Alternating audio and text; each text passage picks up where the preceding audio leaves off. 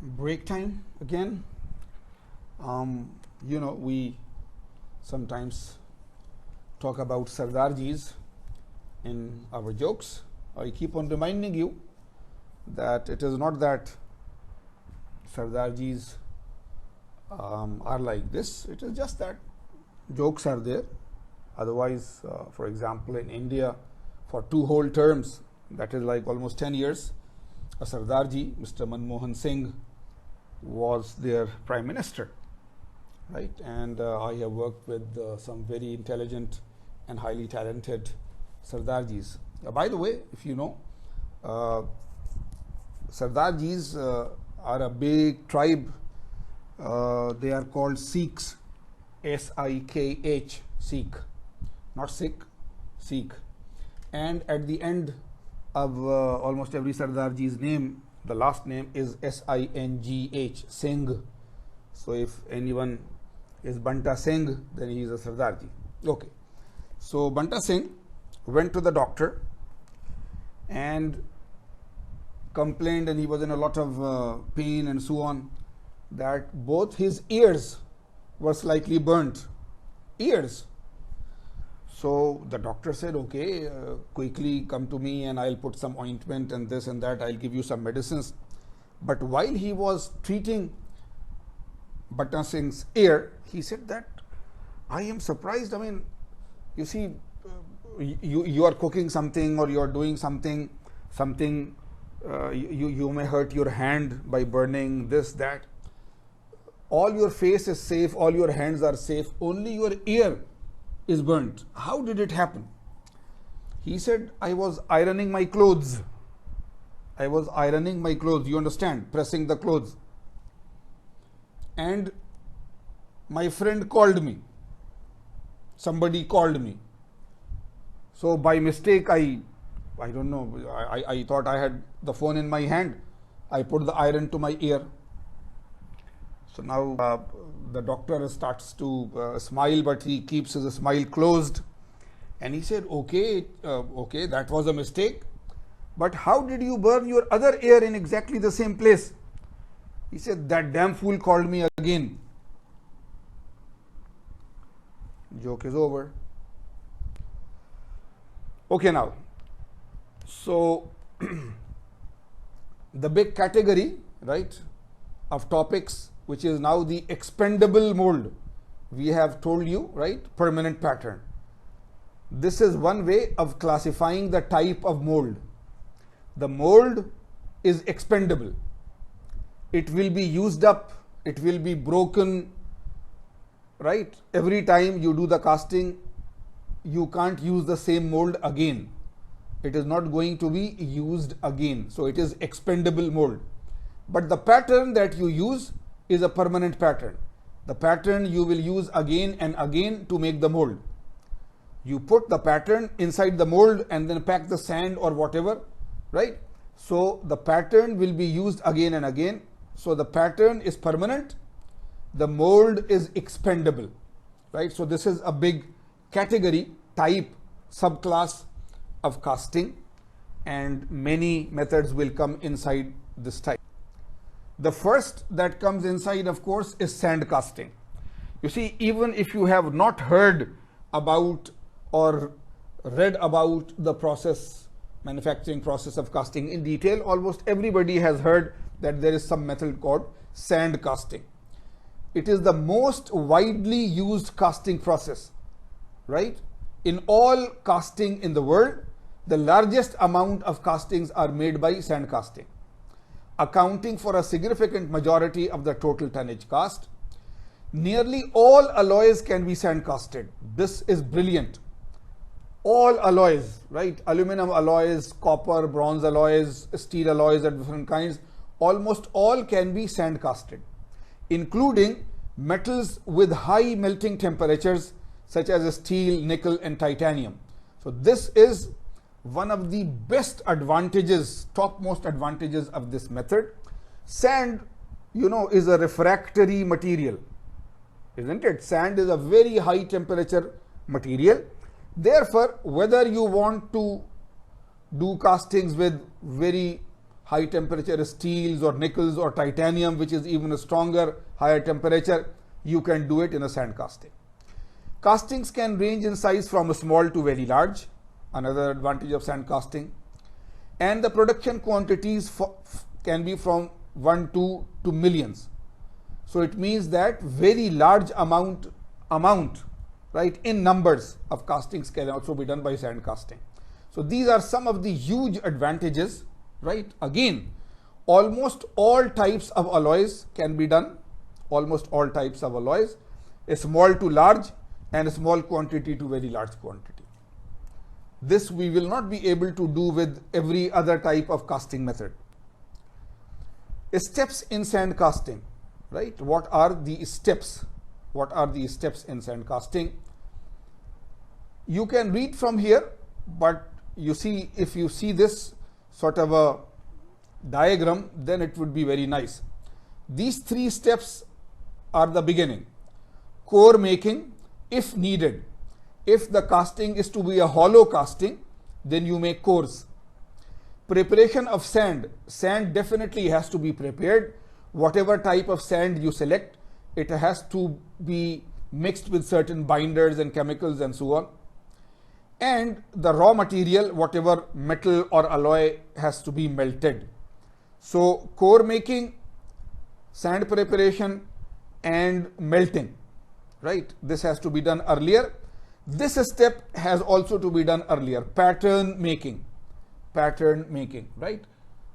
In sand casting, whatever pattern you have to make. So before you start the casting, you have to make the pattern, you have to make the core if needed, you have to prepare the sand, and you have to melt the metal.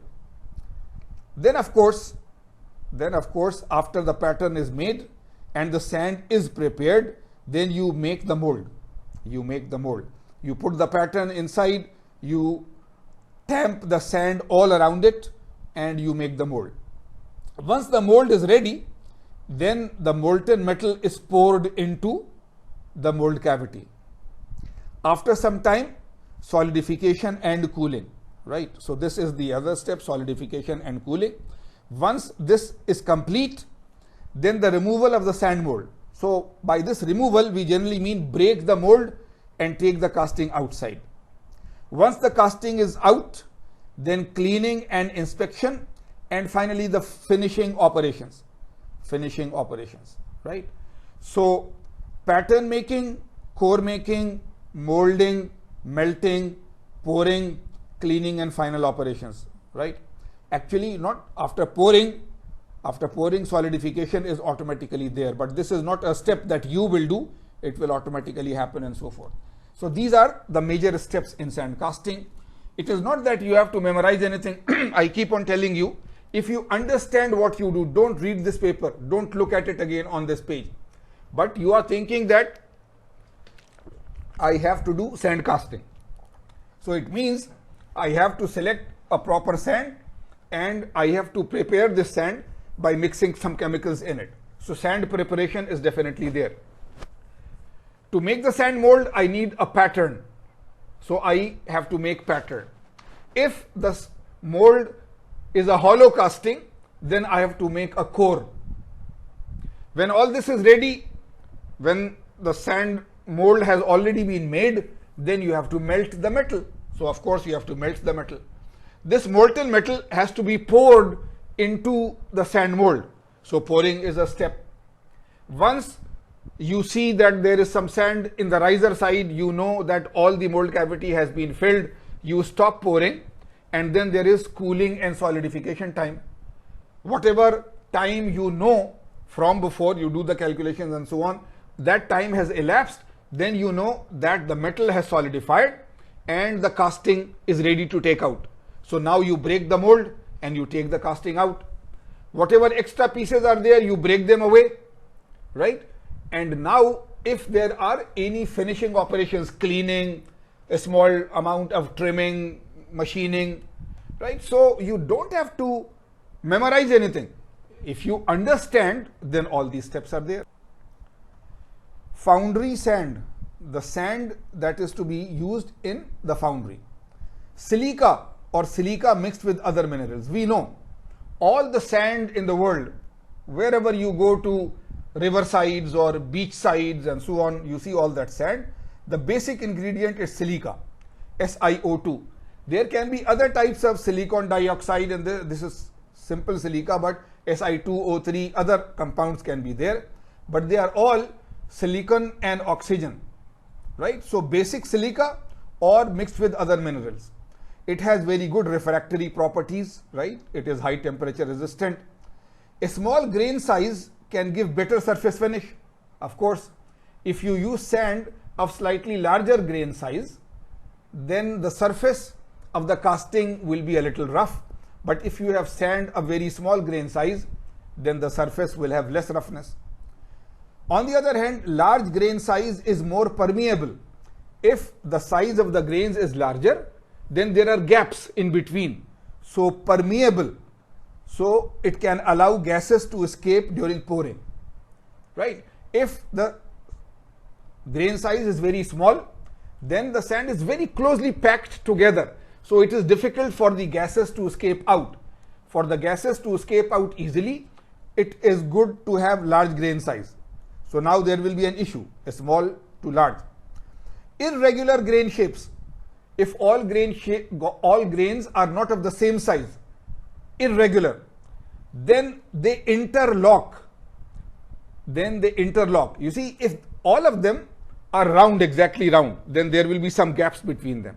But if some are small, some are large, some are round, some are slightly less round, then they can pack together more easily, making a very strong mold.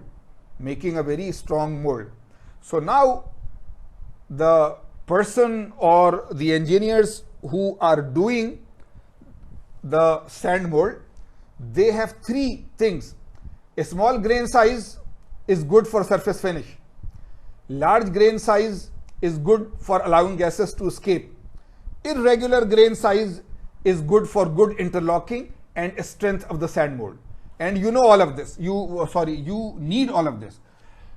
The sand mold needs to be strong. Otherwise, when you pour the metal into it and it breaks, then everything is gone. So you need the sand mold to be strong. You need the surface finish to be good. Otherwise, on the casting, you have to do a lot of metal removal after the casting is made. But you also need enough space in between the sand grains to allow the toxic gases to escape. So the exact size and combination of the grains will be an optimization problem, right? Not too small, not too large, not too regular, a very nice mix which you need to know. And as experience goes by, people learn how to select the sand grains and so forth. Binders used with foundry sand, right? The chemicals which bind the sand together, right? So sand is held together by a mixture of water and some bonding clay. Clay is very, very fine grained sand, so fine that it is almost like a powder, right? So water, some bonding clay and something else maybe. And typical mix 90% sand, 3% water, 7% clay. Other bonding agents can also be used. Some organic resins like phenolic resins. Some inorganic binders may also be used like sodium silicate or sodium phosphate. Additives are sometimes combined with the mixture to increase the strength or to increase the permeability. So this is again, if you are working in a foundry, then they have a lot of experience behind them, and when you join them, and if you are working in the place where the sand casting or sand molding is to be done, then you will learn it with experience. But these general things, lot of water, right? 3% is a large amount. Some clay, which is more than this percentage. Some other binders, which might be organic or inorganic, right? So, and together by selecting a proper grain size type of sand, and then these types of water, clay and binders and so on, and then you have the combination for good sand, for a strong sand mold, for a relatively good surface finish and good strength of the mold. Okay.